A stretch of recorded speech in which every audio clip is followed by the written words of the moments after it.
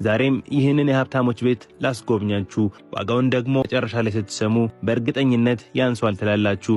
ካርታ እንደወጣለት ብነግራችሁስ? ይህ አፓርታማ 200 ካሬ ላይ ያረፈ በታዋቂው ራይልቲ ሪል ስቴት የተገነባ ቦሌ ደንበል ጋዜቦ ላይ አርፏል።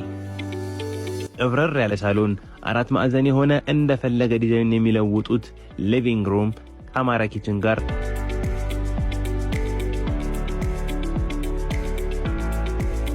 የወለሉ ከፍታና በረንዳው ወይ ጉድ ያስብላል።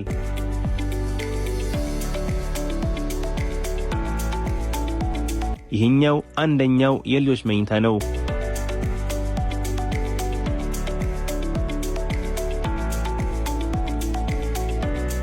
ይህኛው ደግሞ የጋራ መታጠቢያ። ይህኛው የልጆቹ ሁለተኛ መኝታ ክፍል ነው።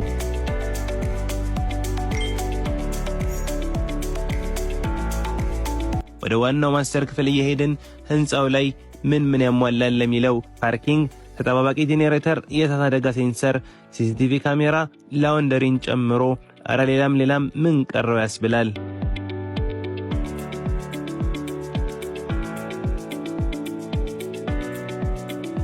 በዚህ ማስተር ቤድሩም ላይ የሚወለደው ልጅ ራሱ የተባረከ እንደሚሆን አልጠራጠርም ተብያለሁ።